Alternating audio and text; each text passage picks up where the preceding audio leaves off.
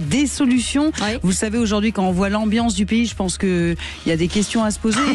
Et si on prenait toutes ces associations, ces 1 700 000, toutes ces personnes engagées, et qu'elles se mettaient même juste une journée en grève, c'est un paquet de services publics offerts à nos concitoyens qui n'existeraient pas. Donc, je pense que c'est une belle chose de les mettre à l'honneur et de montrer que des solutions de terrain sont pratiquées et fonctionnent. Stéphane Pellet. Alors, moi, j'ajoute juste, parce que c'était un peu ce que je voulais dire, 2 millions d'emplois. Est-ce que vous saviez que c'est le nombre de gens qui travaillent dans le champ associatif? C'est énorme. Et je vous ai prévu, bien sûr, la petite colle de rentrée. D'ailleurs, qui est le ou la ministre des associations? Cécile, Philippe? Je crois qu'il n'y en a pas. Si. D'un côté, il y aura peut-être plus de ministres, en fait. Donc, 2 millions de personnes qui n'ont même pas connaissance de leur ministre. Elle s'appelle, Marie Barsac. C'est ça. Oui, Marie Barsac, vous avez raison. Voilà, c'est pour dire que tous ces gens, ces bénévoles, ces gens engagés, ils ne sont pas très respectés dans le pays. Et c'est un peu à eux qu'on veut donner la parole. Eh bien, aujourd'hui, en ce jour de rentrée, et parce que c'est essentiel de bien démarrer l'année, c'est avec Charles Berling que nous sommes ce soir et nous ouvrons cette belle saison avec ce talentueux, ce bel artiste et talentueux, et c'est l'un des acteurs préférés des Français, mais aussi une personnalité très engagée. Et puis en deuxième partie d'émission, Aurélie Gros, vous nous annoncerez les grandes dates de la saison à venir, c'est-à-dire septembre-juin 2025-2026, si je ne m'abuse, et toutes ces dates qui seront associées, bien évidemment, en partenariat avec Sud Radio. Et puis Stéphane Pellet, vous nous présenterez la plateforme idéale citoyen sur laquelle les Français et les Françaises pourront voter jusqu'à fin octobre pour sélectionner les solutions citoyennes que nous allons voir et vous présenter, en tout cas, que vous portez au plus haut niveau des décideurs. Exactement, promis. Et tout de suite, Charles Berling. Les vraies voix Sud Radio. Et on est ravis de l'accueillir, Charles Berling. Merci d'avoir accepté notre invitation, Aurélie Gros. Une carrière au cinéma et au théâtre très très riche. Et oui, il a eu des rôles totalement différents, comme un propriétaire d'un pressing en nettoyage à sec avec Miu Miu, un noble qui monte à Versailles dans Ridicule, qui n'a pas vu Ridicule, d'ailleurs qui peut donner un petit sentiment. Voilà, c'est un peu, je trouve que c'est un film à revoir en ce moment dans la période actuelle, que celui de Robert Badinter dans Abolition ou Léo Blum au théâtre récemment, dont j'ai eu la chance de voir les premières répétitions à Montpellier il y a quelques temps maintenant, mais où c'était un vrai plaisir et qui est en plus une pièce participative. Et c'est d'ailleurs dans son théâtre que nous le retrouvons ce soir. Alors bonsoir Charles Berling, merci. Vous êtes à Toulon, c'est bien ça? Il y a un magnifique temps. Oui, tout à fait. Vous m'entendez là? Alors vous entendez très bien. Ah bah tant mieux. Oui, tout à fait. Enfin, je suis plus au théâtre, là j'en suis parti, mais voilà, je me suis réfugié, j'ai un chat à côté de moi. Et puis, Cécile adore les chats. Après, il drache à Toulon, donc j'étais un peu dans les embouteillages dès qu'il pleut. Il y a un copain qui me dit, en fait, à Toulon, il pleut 3 fois dans l'année, une fois 6 mois et les deux autres fois 3 mois. Moi, j'aime les chats et j'aime Charles Berling. C'est ça qui est bien. Aujourd'hui, quand vous regardez la société d'aujourd'hui, Charles Berling, sur l'engagement, sur toutes ces références qui sont de se dire qu'il faut être tourné vers les autres, qu'est-ce que vous vous dites quand vous jouez? C'est-à-dire, moi, je constate comme beaucoup, comme énormément de gens, que la situation est extrêmement angoissante. Là, on assiste par exemple au sommet en Chine, qui est c'est-à-dire il y a un certain nombre de pays, quand même des régimes très autoritaires, donc c'est très angoissant. Et alors, moi, je dirais que je trouve mon équilibre, parce que justement, je suis sur un territoire comme le Var, comme Toulon, et où j'ai la chance de diriger cette scène nationale et de faire. En fait, de pas être juste dans l'angoisse, de pas être dans l'impuissance, disons, à laquelle nous sommes tous confrontés, mais de me dire, eh bien, je fais pas grand-chose, c'est-à-dire je fais sur un territoire, je fais avec des écoles, avec des jeunes, dans les quartiers, on fait des tas de choses absolument, et on voit le résultat immédiatement, et donc ça, c'est pour moi une sorte de respiration absolument nécessaire, où on se dit, eh bien, oui, en fait, et c'est un peu comme le G500, c'est-à-dire que, oui, on peut agir, et il faut agir à son échelle, et il faut pas perdre cette foi qu'a l'être humain, de pouvoir partager, de pouvoir discuter, de pouvoir construire, et même de pouvoir se disputer. Mais au moins, pas cet isolement, disons, dans lequel un certain nombre de systèmes nous plonge tous et qui nous amène à être juste angoissés et à crier simplement une sorte d'impuissance et après à amener des gestes un petit peu irrationnels. Charles Berling, est-ce qu'il y a une pièce de théâtre ou un film dans lequel vous auriez joué ou que vous auriez vu avec un héros ou deux héros qui ont monté une association ou qui font le bien commun, à moins que je vous ai donné une idée de scénario avec Aurélie et Stéphane par exemple? Je dis ça, je dis rien. Aurélie parlait d'une chose qu'on a vécue avec Philippe Collin de France Inter, qui est une aventure qu'on mène depuis 3 ans autour de Léon Blum. Donc on va dans des villes, il y a une chorale de 40 personnes qui arrivent, ce sont des bénévoles, justement, sont souvent des amateurs, il y a des artistes amateurs, des jeunes, des vieux, il y a de toutes les générations, de toutes les classes sociales, de tous les quartiers qui viennent nous retrouver, et on se retrouve avec ces 80 personnes pendant 10 heures à raconter l'histoire de France, en particulier l'histoire de Léon Blum. Et ça, je vous assure que quand on entend juste les nouvelles où on dit bon bah il y a encore un jeune qui a défoncé bidule machin, quand il y a voilà, on entend un certain nombre de faits divers si vous voulez qui sont absolument dramatiques, mais quand on va au contact de la population, on constate que les gens sont super motivés pour faire des trucs ensemble, pour prendre le récit de la nation ensemble. Et là, ce qu'on a vécu avec Philippe Collin et toute l'équipe et tout le théâtre, ça a toujours été, mais absolument, Aurélie avait assisté au départ de ça à Montpellier, il y a 3 ans. On a été dans toutes les villes de France et on voit qu'il y a des gens qui sont super contents de raconter la France, de vivre la France, de la fabriquer, de la construire. Et ça fait qu'on sort un peu de cet état angoissant, impuissant, etc. C'est-à-dire on a vécu quelque chose. Donc ça, par exemple, cette forme-là de faire du théâtre, de faire un théâtre citoyen, qui est en même temps un théâtre de discussion. Il y a un historien qui est là avec nous, qui répond aux questions des gens. Il y a eu parfois des polémiques. Il y a un dessinateur qui dessine l'histoire. Il y a les gens qui participent au truc. C'est pas genre 10 heures où je m'assieds sur mon fauteuil, mon cul sur mon fauteuil et je regarde un truc. Je participe au truc, je prends en charge mon histoire, c'est-à-dire l'histoire de France. Et est-ce que, alors moi j'ai 2 questions en une. Déjà, est-ce que de bien connaître l'histoire de notre société peut parfois apaiser les choses dans les débats? Ça, c'est la première question. Et la deuxième question, c'est est-ce que finalement vous n'êtes pas le pendant de l'éducation nationale? Est-ce que si l'éducation nationale dans les cours racontait des histoires, embarquait les jeunes, créait des débats, est-ce que finalement ça ferait pas des élèves plus attentifs?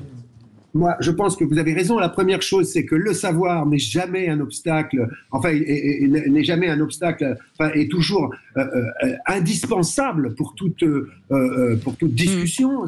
Je pense que plus on doute, et mieux ça vaut. C'est-à-dire le savoir amène du doute. Je sais que je ne sais rien. C'est-à-dire qu'au moins, aujourd'hui, il y a tellement de gens qui assènent des vérités qui reposent sur pas grand-chose, en tout cas sur juste un sentiment. Donc là, le doute est nécessaire et on doit tous se remettre en question là-dessus. Bon, donc ça c'est une chose. Et ensuite, vous parlez d'éducation nationale. Nous, par exemple, avec la scène nationale, on fait beaucoup. C'est-à-dire les artistes viennent travailler beaucoup avec l'éducation nationale, mais on n'a pas à prendre leur rôle. On a simplement à le compléter parce que l'art dramatique, nous on a fait tout un cycle pendant 10 ans de courts-métrages en liberté, c'est-à-dire des courts-métrages qu'on fait faire aux élèves, c'est-à-dire que les élèves se mettent à faire leur film et à dire voilà, qu'est-ce que c'est que le racisme, qu'est-ce que c'est que l'argent, qu'est-ce que c'est que la justice. Ils prennent en charge ça, ils font des petits films de 5 minutes, ils font le montage, tout, ils font tout, ils filment, ils jouent. Mais je vous assure que le fait qu'ils participent, le fait qu'ils soient actifs, le fait qu'ils sortent de la consommation où on est juste un objet de consommation, le fait qu'ils deviennent des sujets de leur vie, ça change tout. Et c'est ce qu'on fait avec les écoles. Donc nous, on ne supplée pas aux professeurs, mais on apporte quelque chose qui est fondamental. C'est pas ce que je disais. Jamais importable, jamais les réseaux sociaux n'apporteront. C'est pas ce que je disais. Je disais de s'inspirer de vous. C'est ça que je dis. De s'inspirer, peut-être de changer la manière de faire, peut-être la manière d'enseigner et de l'ouvrir un petit peu plus sur l'extérieur pour que les enfants s'intéressent plus et que ça éveille les consciences et notamment celle d'être citoyen. Et dans Charles, dans ce temps de crise où on sait qu'il va y avoir un grand nombre de grèves, notamment celle annoncée du 10 septembre. Le 8, bon, on va savoir où en est notre gouvernement. Non, on sait un peu quand même. Où en est la culture, parce que c'est très inquiétant, notamment pour les budgets de la culture. Vous le dites, vous êtes une scène nationale. Une scène nationale vit aussi de subventions, donc j'imagine que ça perturbe un petit peu les équipes. Et la Bien sûr, culture ça en fait général, plaisir de et la faire culture, c'est important, c'est la santé.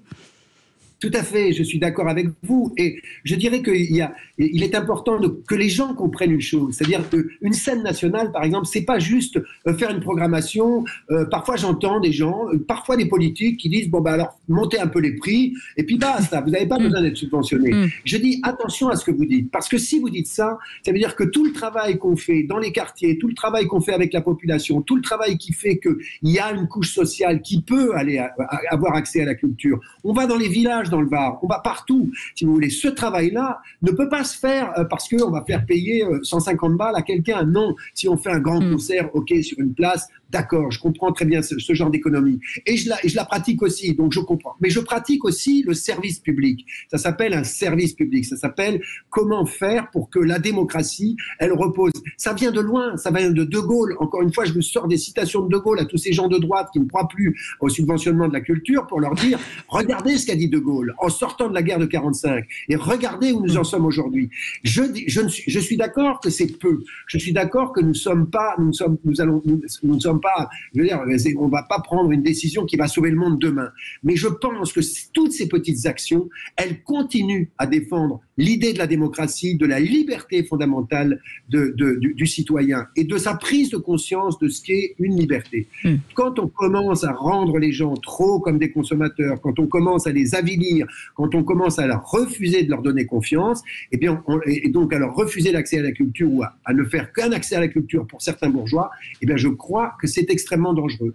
Moi, c'est ce que je défends. Et je vous assure que nous, on a bien des actions pour nous montrer à quel point c'est fantastique, en fait. C'est le contraire. Moi, je ne suis pas du tout dans une nostalgie, dans un truc éploré en disant, après, oui, ok, je comprends que la société change et nous, on va chercher le blé où il est, mais pour donner accès au plus grand nombre. Alors, vous restez avec nous quelques minutes, Charles Berling. On a encore 2-3 questions à vous poser et on revient dans un instant. Je vois que Stéphane Pellet avait plein de trucs à vous dire, donc vous restez avec nous. À tout de suite. Sud Radio, c'est vous qui donnez le ton. Merci de donner la parole, et vous êtes une radio engagée. L'information est pertinente. Sud Radio, les vraies voix qui font bouger la France, les vraies voix citoyennes, Aurélie Gros, Stéphane Pellet. Et c'est le principe de cette émission, c'est de tenter de faire bouger la France par ceux qui bougent, et en l'occurrence Aurélie Gros et Stéphane Pellet avec le G500 que nous accompagnons maintenant depuis 3 ans. C'est ça, c'est ça.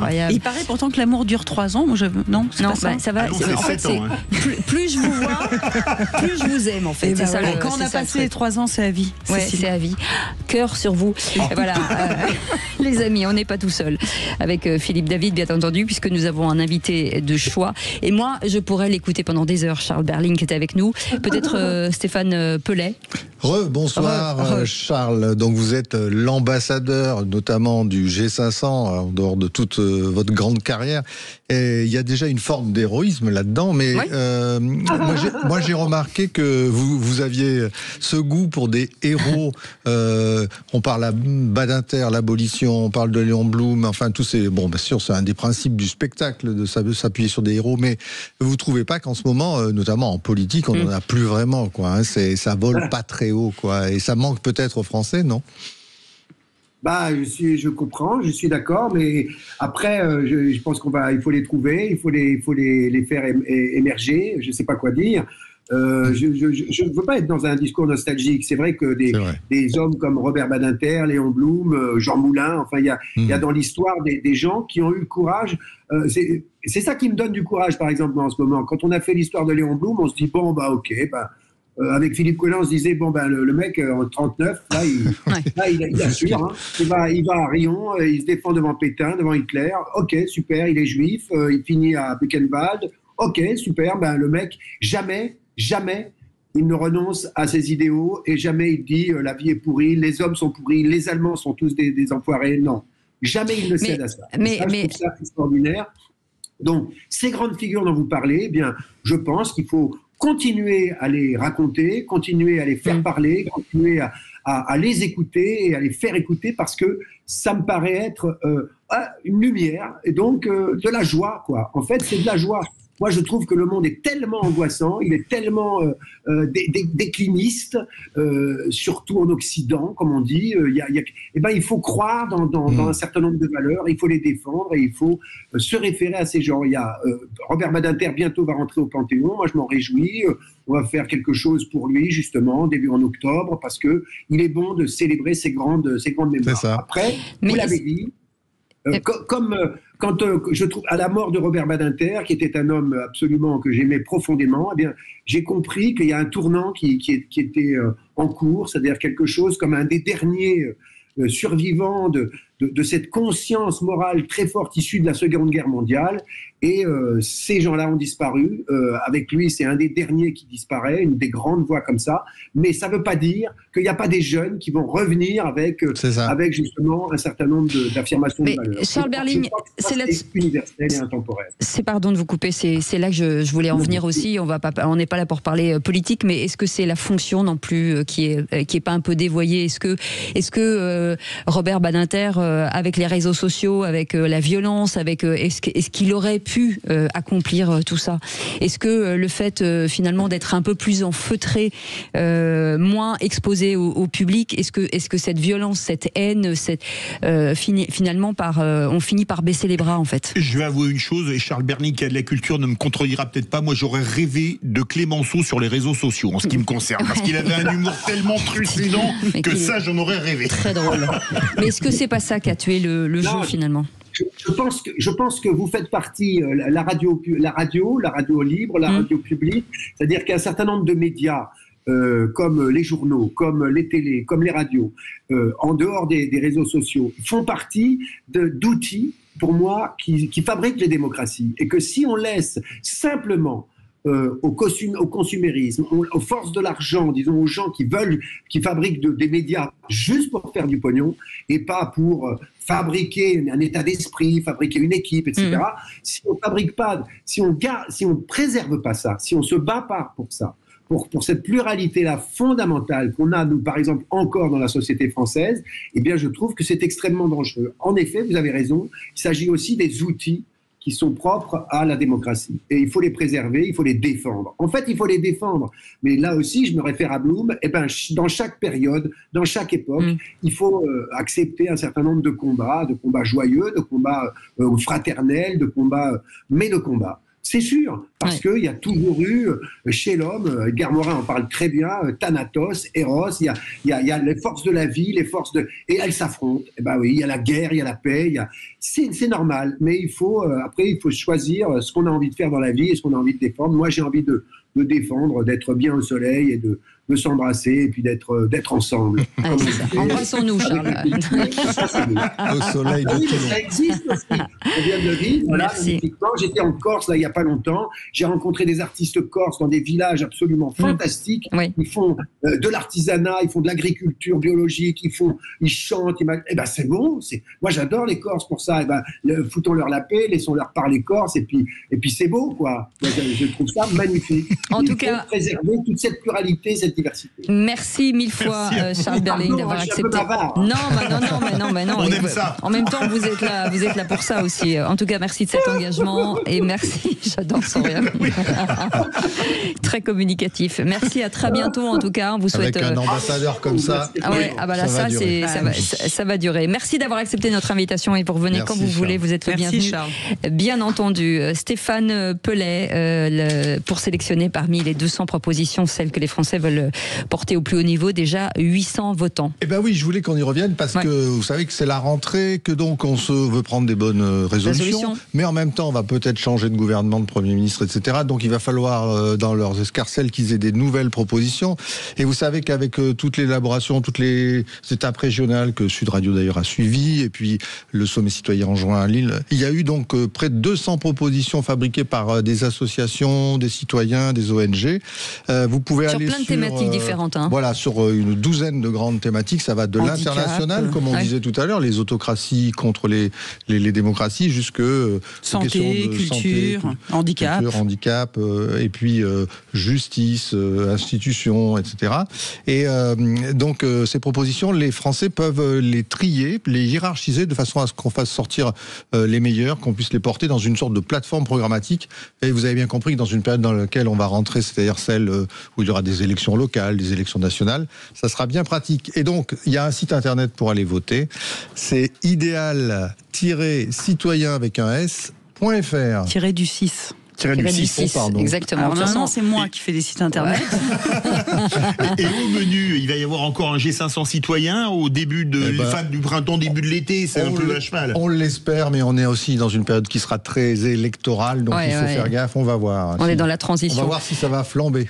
Voilà. Aurélie, peut-être beaucoup d'étapes régionales justement pour aller à la rencontre des territoires, prêcher la bonne parole et avoir un nombre de personnes qui participent encore plus nombreuses. Alors il y a des personnalités emblématiques aussi ou des dates à venir. Voilà, qui vont venir dans les vraies voix citoyennes prochaines. La semaine prochaine, nous recevrons la FCPE. Comme ça nous permettra de faire un petit point sur cette rentrée scolaire avec Grégoire Ancel, le vice-président national. Nous aurons aussi la prochaine fois, à d'autres dates, Laurence Thienot-Herman, la présidente de l'association française contre les myopathies et du Téléthon. Oui. Claire Touiri, présidente du mouvement associatif qui regroupe ces 1,5 million d'associations dans son association. Jérôme Sadier, président d'économie sociale et solidaire. Voilà, des gens qui vont pouvoir nous donner des solutions à des problèmes. Et puis surtout, on ira concrets des Français. Dans plein d'endroits en France où chaque fois on illustrera, on témoignera avec toutes ces solutions trouvées par plein de citoyens qui se bougent. Et aussi par des initiatives locales. C'est un peu ça, les héros du quotidien. Et on vous retrouve la semaine prochaine. On sera ravis. Et dans un instant, vous restez avec nous. Dans un instant, Magali Berda qui fait sa rentrée à Sud Radio qu'on est ravis d'accueillir. On ne vit pas dans le même monde avec elle, Julien Audoul. Et en face un influenceur, le petit frère de Benjamin Castaldi. Voilà, absolument. C'est ça. Et donc deux mondes qui ne se rencontrent peut-être pas assez. En tout cas, c'est l'occasion de porter des débats et de comprendre comment deux communautés peuvent se comprendre et se parler. En tout cas, on vous souhaite une belle soirée. 20h, 21h, Magali Berda. On ne vit pas dans le même monde. Et nous, on se retrouve à partir de 18h demain. Avec un immense plaisir. Voilà. Merci en tout cas, Aurélie Gros. Merci Stéphane Pellet. Merci à vous. Merci à notre équipe, Aude, Maxime et Magide et Baptiste. Et on se retrouve demain. Passez une très belle soirée.